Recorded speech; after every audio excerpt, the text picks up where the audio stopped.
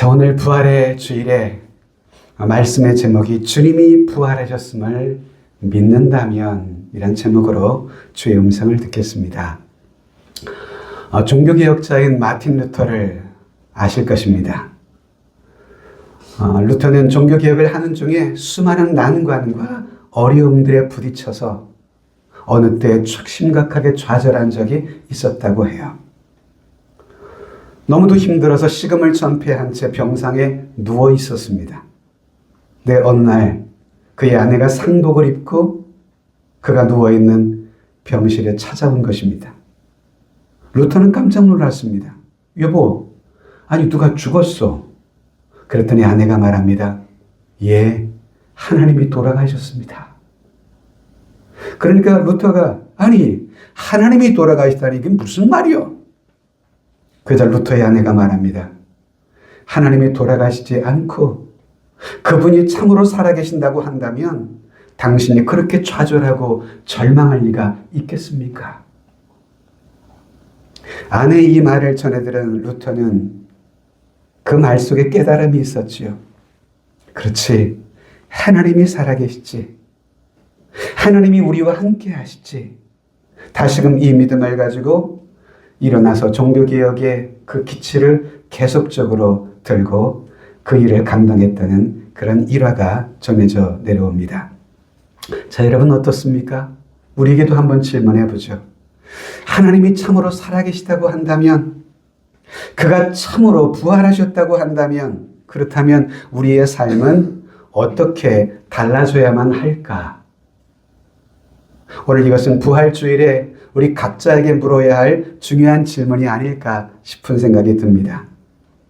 성경에 보면 예수님께서 십자가에서 돌아가신 이후에 그분을 따르던 주님의 제자들은 어떻게 했을까요? 뿔뿔이 다 흩어졌습니다.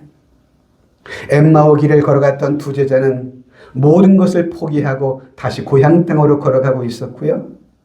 시몬 베드로를 위시한 제자들은 그들의 옛 직업인 어부의 생업으로 돌아갈 궁리를 하고 있는 그러한 상황이었습니다. 그리고 또 다른 제자들은 자신이 예수의 제자라고 하는 사실이 발견될까 싶어 후폭풍이 두려워서 집의 문을 꼭꼭 걸어 잠그고 숨어 있었던 그런 상황이었었거든요. 자, 그런 중에 말입니다.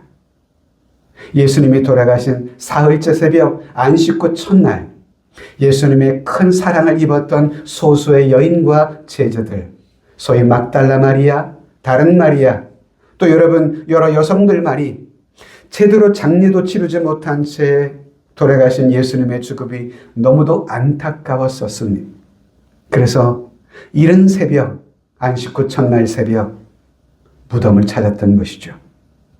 그런데 그들은 찾아온 그 무덤 앞에서 놀라운 사실 앞에 서게 됩니다.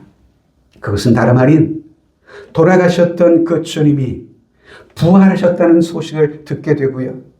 그분이 살아계셔서 그리고 그 살아계신 주님을 만나는 영광스러운 경험을 이 여인들은 그 무덤 앞에서 하게 됩니다.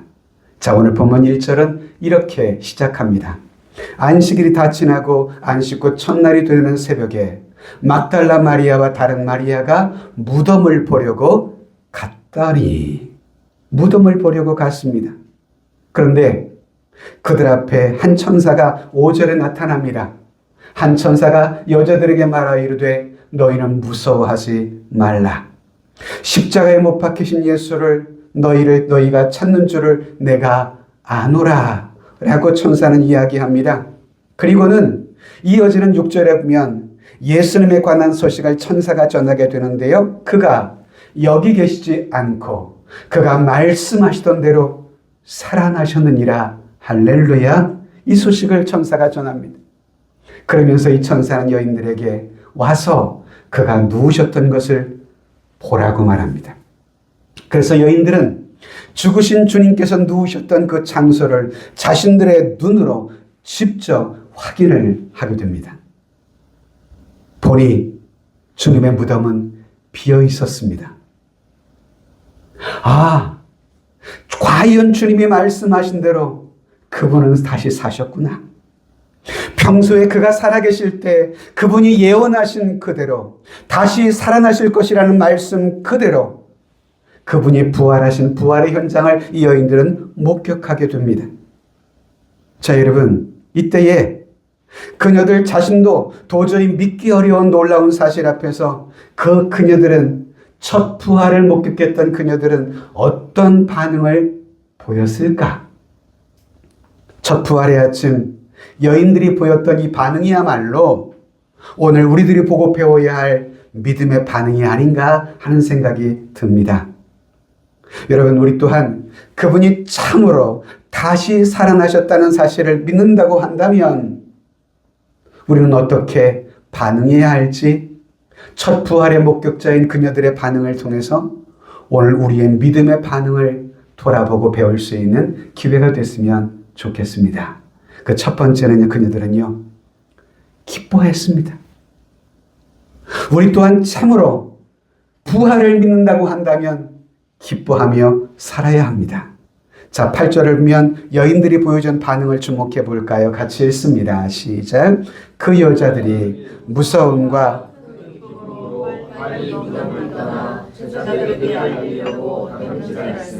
자, 빈 무덤을 보았던 여인들, 그녀들의 마음속에 두 가지 대조적인 단어 감정이 등장하는 것을 보게 돼요. 두 가지 대조적인 단어가 뭘까요? 그죠? 무서움과 큰 기쁨. 사실 여러분, 무서움이라는 것과 기쁨이라는 것은 사실 함께 공존하기 어려운 감정이잖아요. 그죠? 때로 우리가 정말 믿을 수 없는 놀라운 일들을 경험했을 때 그때 여러분 우리는 종종 우리의 마음속에 두려움과 아울러 기쁨이 동시에 나타날 수도 있습니다. 즉 죽은 자가 다시 살아나는 모습을 볼 때 말입니다. 한 성경학자는 이 그녀들의 이 감정에 대해서 이런 말을 해주었습니다. 이 무서움과 큰 기쁨이라는 것은 그녀들이 가진 이 기쁨이 전율할 만한 놀라운 기쁨이었다는 사실을 보여주고 있다라고 해석을 하기도 했습니다. 그녀들이 가진 이 기쁨, 그것은 죽음에 대한 해답을 발견했던 그러한 기쁨이 아니었을까요? 죽음에 대한 해답 말입니다. 여러분, 인생의 가장 근본적이고 궁극적인 문제가 있다면 무엇일까요? 인생의 가장 궁극적인 문제, 죽음의 문제일 것입니다. 어느 인생일지라도 그 누구도 죽음의 문제를 피할 수 있는 사람은 아무도 없습니다. 저도 이렇게 나이가 좀씩 들어가다 보니 저희 부모님 세대의 어르신들이 한 분 한 분씩 다 세상을 떠납니다. 저희 부모님도, 저희 장인 어르신과 장모님도 한 분 한 분씩 다 세상을 떠나게 돼요. 누구도 죽음의 문제를 피할 수는 없죠. 그래서 죽음이라고 하는 것은 우리 모든 사람을 의해 지배합니다. 성경은요, 죽음에 대해서 이렇게 말을 해요. 로마서 5장에 보니까 죽음이 인류의 왕 노릇을 하고 있다라고 바울은 표현하고 있어요. 아담으로부터 모세까지 아담의 범죄와 같은 죄를 짓지 아니한 자들까지도 사망이 그 위에 왕 노릇하였나니 라고 말합니다. 죽음이, 사망이 우리를 지배하고 있다는 것입니다. 여러분, 우리 중에 죽음의 지배 아래 종속되지 않은 사람은 아무도 없을 것입니다. 우리 모든 사람은 결국 반드시 죽습니다. 저와 여러분들도 마찬가지 아닐까요? 죽음에서 예외일 수 있는 사람이 과연 누구일까요? 그렇다면 여러분, 인생을 지배하는 이 죽음과 사망의 문제를 해결할 해답은 과연 없는 것일까? 여러분, 세상도요, 사람들이 가진 철학도요, 인류의 수많은 과학 발전을 통한 생명과학도요, 죽음에 대한, 사망에 대한 답은 갖고 있지는 않습니다. 자, 여러분 생각해 보세요. 지금 한참 발전하고 있는 이 생명과학, 오송에 있는 생명과학 단지 많잖아요. 그런데 그 엄청나게 발전한 생명과학도요, 단지 인간의 생명의 길이를 조금 연장시키는 것만을 연구할 따름입니다. 그잖아요?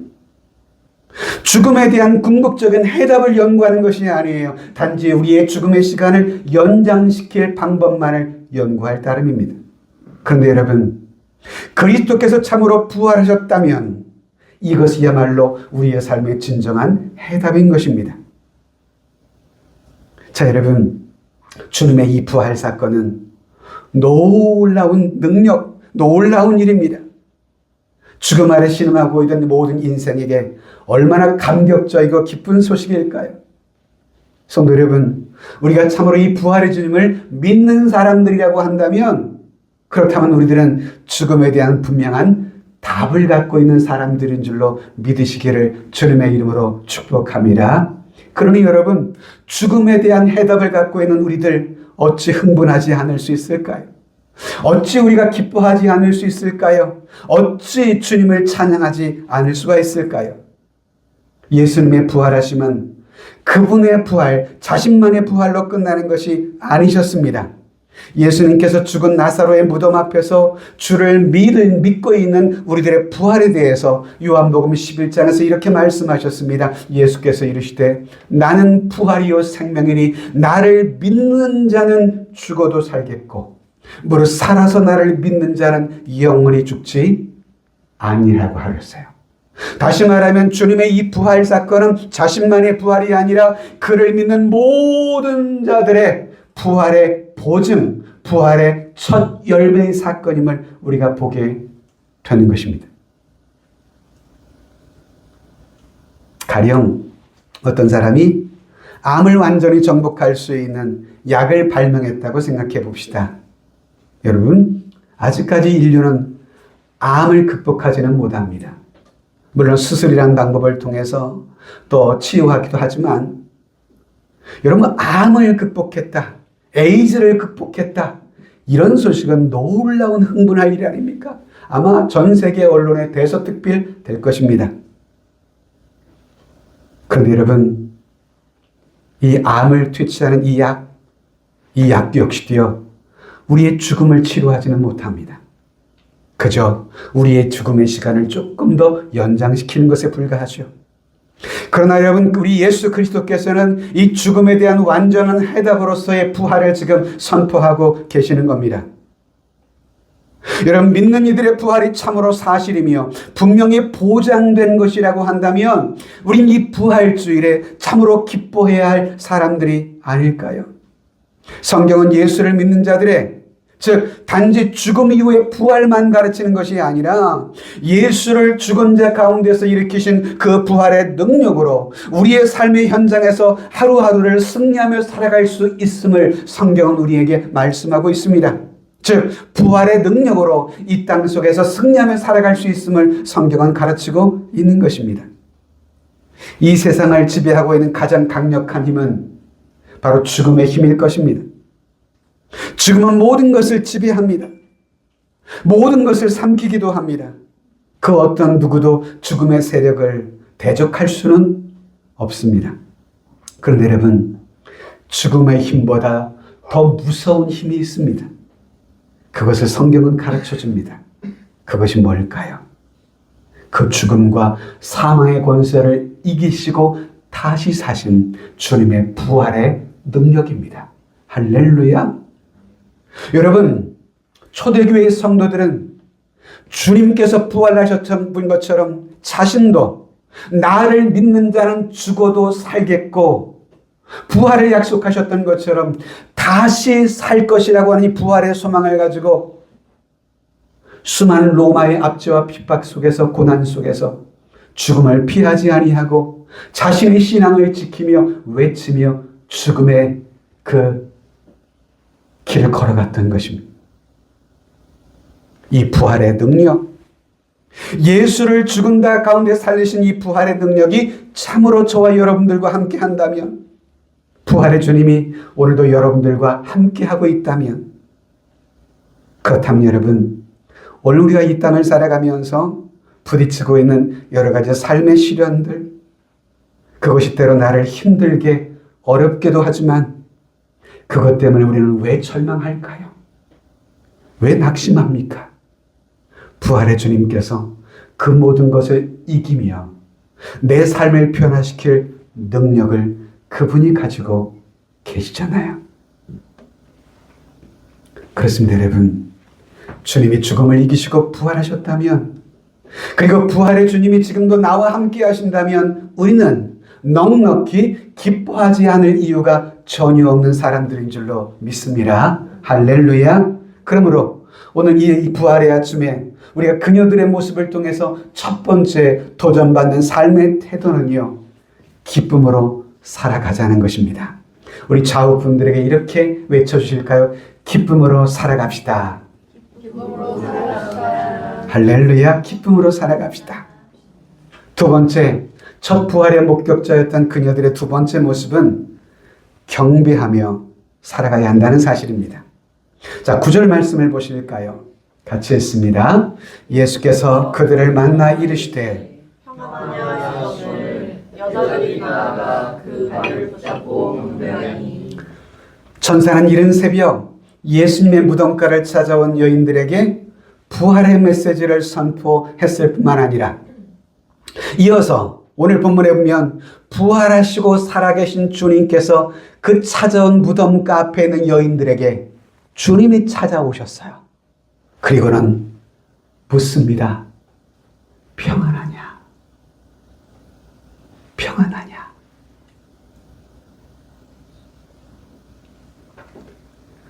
사흘 전에 돌아가신 분이셨어요. 십자가에 모진 피를 흘리면서 죽으셨어요.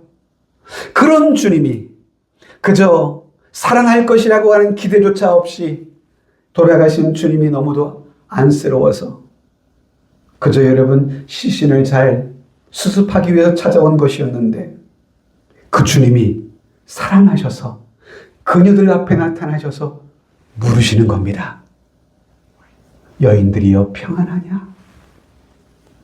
얼마나 여러분 이 여인들이 놀랐을까요? 살아계신 이 주님, 부활하신 주님을 목격해 되는 이 순간 여인들은 그분 앞에 엎드렸습니다. 그리고 주님의 발을 붙잡습니다. 그리고는 무엇을 했다고요? 경배를 했어요. 경배를 했어요. 그녀들이 예수님 앞에 그 발을 붙잡고 경배했던 그 이유는 뭘까요? 바로 그분이 하나님이셨기 때문이셨습니다. 성경은요, 우리 인간의 경배의 대상은 오직 하나님 한 분뿐임을 분명히 가르치고 있습니다. 하나님 이외의 누구도 그 무엇도 우리의 경배의 대상이 될 수는 없습니다. 만일 그렇다면 그것은 우상 숭배인 것입니다. 여러분, 성경이 이처럼 우리의 삶에 철저히 우상 숭배를 금지하는 이유가 무엇인 줄 아시나요? 그것은 하나님만이 홀로 살아계시며 경배받으시기에 합당하신 분이시기 때문에 그렇습니다. 오늘 부활의 주님을 목격한 이 여인들의 이 경배의 모습, 그것은 우리에게 무엇을 보여주고 있는 것일까요? 바로 그분이 하나님이시라고 하는 사실이셨습니다. 그리고 예수님께서는 그들의 경배를 만류하지 않으셨어요. 그리고 그 경배를 받으시고 계신다는 것을 보게 됩니다. 사도행전을 보시면 두 가지 흥미로운 에피소드가 등장하는데요. 먼저 사도행전 10장을 가보시면 고넬료라고 하는 이방인의 이야기가 나옵니다. 그는 로마인으로서 군대의 백부장 출신이었습니다. 그런데 그가 베드로를 통해서 복음을 소개받았습니다. 사실 유대인들은 일반적으로 이방인들을 직접 상대하지는 않는 자들입니다. 그런데 하나님께서 친히 베드로를 그에게 강제로 보내신 것이지요. 그리고 이 고넬료에게 베드로는 와서 복음을 전했습니다. 그런데 이 베드로가 전하는 복음을 이 고넬료는 듣고 살아계신 주님을 마음 가운데 영접합니다. 그런 너무도 감격스러웠습니다. 그리고 베드로 앞에 엎드려 경배하려고 했어요. 그러자 베드로는 깜짝 놀라서 만류합니다. 만약에 베드로가 문선명이었다면 아무도 자신 앞에 무릎을 꿇고 경배할 때 하고 경배하라 했을 거예요. 요즘 어떤 정치인이 가서 문선명 앞에 뭐 경배하는 예식이 있다며요. 그래서 또 사회적인 이슈가 되고 있는데요. 그러면 베드로는 깜짝 놀랐습니다. 그러면서 고넬료에게 말하기를 나도 사람이요. 나도 사람이요. 하지 마시오. 나도 사람이요. 말했습니다. 근데 사도행전을 읽다면 이와 유사한 기사가 또 한 번이 등장합니다. 사도행전 14장을 가보시면 바울이 루스드라라고 하는 지역에서 복음을 전하고 있는데요. 그곳에도 바울이 복음을 전할 때 기적이 일어나기 시작합니다. 앉은뱅이가 벌떡 일어나는 기적이 나타난 거예요. 이를 보았던 루스드라의 시민들은 바울과 함께 있는 바나바 이 두 사람을 보면서 놀라서 사도행전 14장에 이렇게 외치기를 시작했습니다. 무리가 바울이 한 일을 보고 루가오니아 방언으로 소리질러 이르되 신들이 사람의 형상으로 우리 가운데 내려오셨다 하여 바나바는 제우스라 하고 바울은 그 중에 말하는 자이므로 헤르메스라 하더라. 하늘에서 신이 내려왔다. 그래서 바울과 바나바 앞에 제사를 드리려 했어요. 이 마을 사람들이. 이때 바울이 보인 반응이 어떠했는 줄 아세요? 그래, 나는 신이다. 이렇게 말하지 않았어요. 바울은 그 자리에서 자신의 옷을 찢었다고 성경은 말합니다. 옷을 찢었던 행위는 무엇을 의미해요? 이 일은 절대 하지 말아야 할 일임을 상징적으로 보여준 액션이죠. 무슨 이런 참남한 일인가? 우리도 그들과 같은 성령을 가진 사람이라고 만류를 했습니다. 사람은요 절대 경배의 대상일 수는 없는 것입니다. 자, 그런데 오늘 부활하신 주님을 만난 이 여인들 주님 앞에 엎드려 경배를 했어요. 그녀들의 이 모습은 우리에게 무엇을 보여주며 무엇을 의미하는 것일까요? 둘 중에 하나일 것입니다.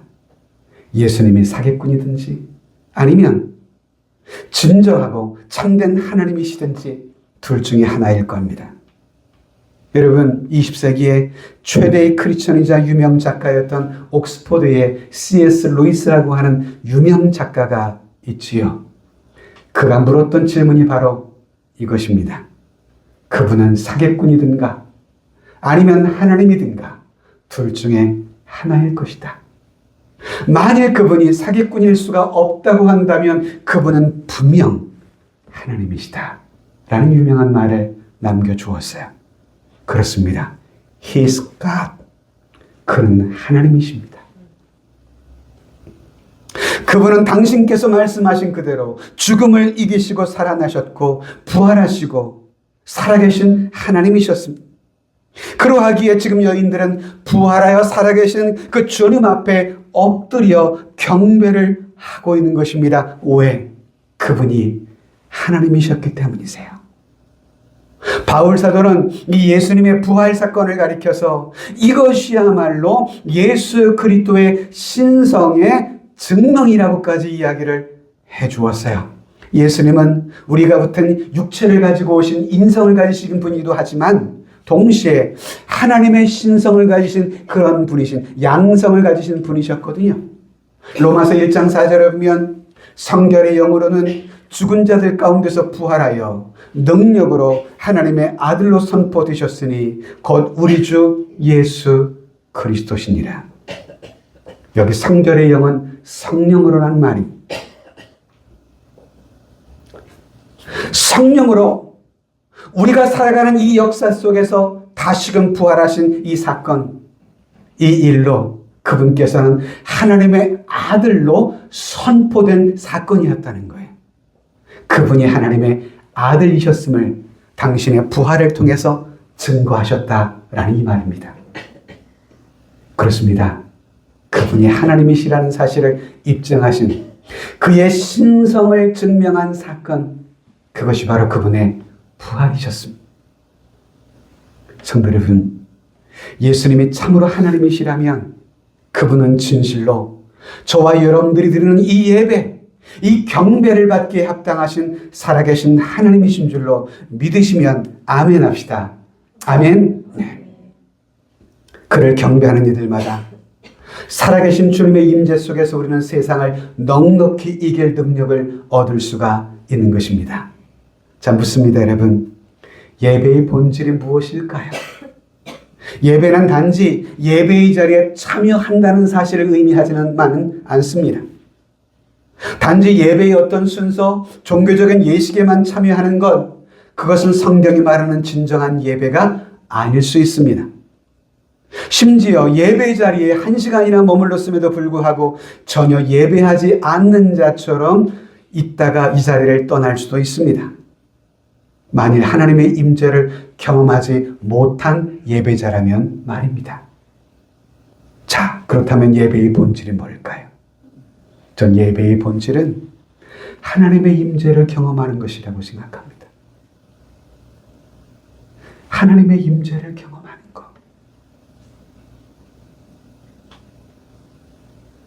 하나님이 지금 나의 경배와 예배를 받으시고 계시고 나의 찬양을 통하여 지금 영광 받으시고 내가 드리는 기도를 소중히 여기시며 가치 있게 보시고 강단에서 목회자의 설교가 전달될 때 그 말씀 속에서 성령께서 내 영혼을 마음 가운데 터치하시며 도전하십니다. 그리고 그 말씀 앞에 아멘으로 화답하며 주의 말씀대로 살아가기를 결단하는 그 시간들이 하나님의 임재를 경험하는 소중한 시간들이 되거든요. 그렇습니다.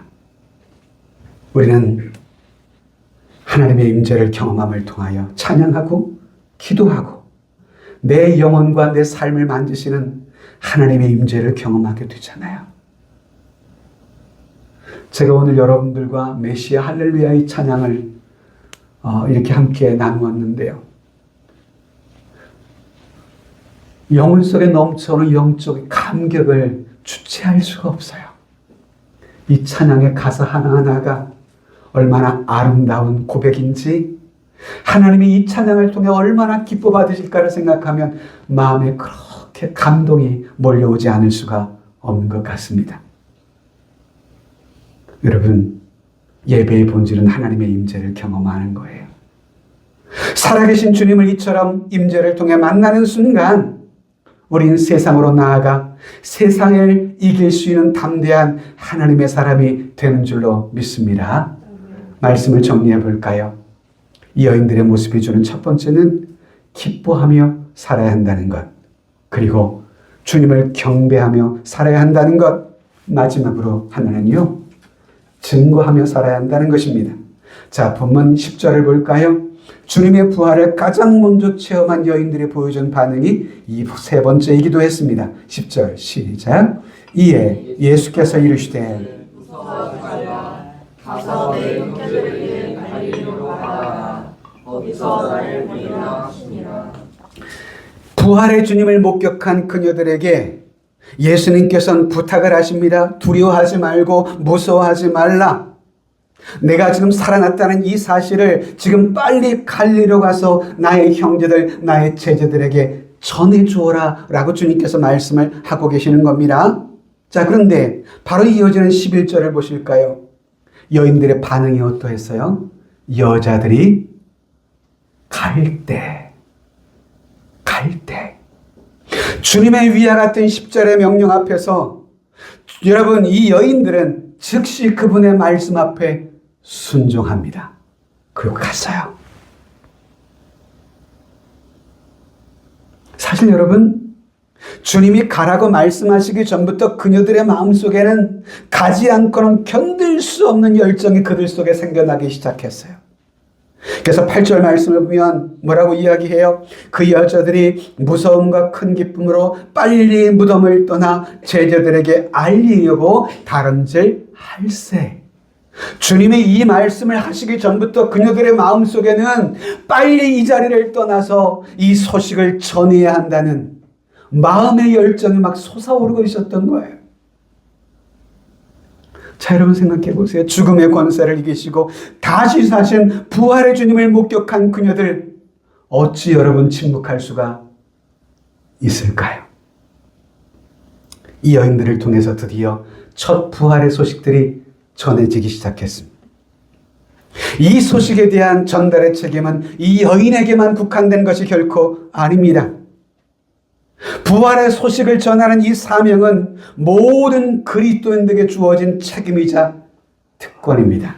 그것을 우리는 전도라고 말합니다. 우리가 참으로 부활의 주님을 믿는다고 한다면, 저와 여러분들의 부활이 예수님의 부활을 통하여 보증되어진 사실이라고 믿는다면, 우리는 우리가 알고 있는 이 생명의 소식, 죽은 자 가운데 다시 살아나사 우리를 또 우리의 부활의 보증이 되시고 첫 열매가 되신 이 주님의 이 부활의 소식을 어찌 우린 잠잠히 침묵하고 있을까? 한 가지 이야기를 하고 말씀을 맺으려고 합니다. 제2차 세계대전 당시 히틀러 나치가 지배하던 시절이었습니다. 우리가 너무도 잘 아는 독일의 본회퍼라고 하는 목사님이 계시죠. 그 본회퍼 목사와 함께 나치에 저항했던 마르틴 니멜러라는 목사가 있었습니다. 그는 당시 유명한 전도자였어요. 그런데 그 또한 본회퍼와 함께 이렇게 독일의 나치의 감옥에 들어간 이후에 그는 말을 잃어버렸다고 해요. 광기를 가진 히틀러의 무서운 공포. 그래서 이들만은 도저히 용서할 수 없는 사람들이라 생각했기에 감옥 속에서 그는 침묵 가운데 지냈습니다. 근데 어느 날 이 마르틴 니멜러 목사님이 옥중에서 잠을 자는데 꿈을 꾸었습니다. 근데 꿈속에서 히틀러가 주님 앞에서 마지막 심판을 받고 있는 장면이 펼쳐졌습니다. 그때 예수님께서 히틀러에게 이렇게 묻습니다. 너는 왜 나를 믿지 않았느냐? 왜 나를 믿지 않았어? 그랬더니 히틀러가 이렇게 대답합니다. 저에게 아무도 주님을 전해준 사람이 없었습니다. 아무도. 이때 예수님께서 히틀러에게 말합니다. 야, 너 마르틴 니멜러 목사님하고 몇 시간씩 그를 잡아다 놓고 그와 얘기하지 않았지 않느냐? 그때 마르틴 니멜러가 너에게 나를 전하지 않더냐? 라고 예수님이 히틀러에게 물으셨어요. 자, 꿈에서 이 광경을 목격하던 니멜러 목사님은 소스라치게 놀라서 꿈에서 깨어났다고 합니다. 아, 내가 해야 할 일을 지금 참 못하고 있었구나.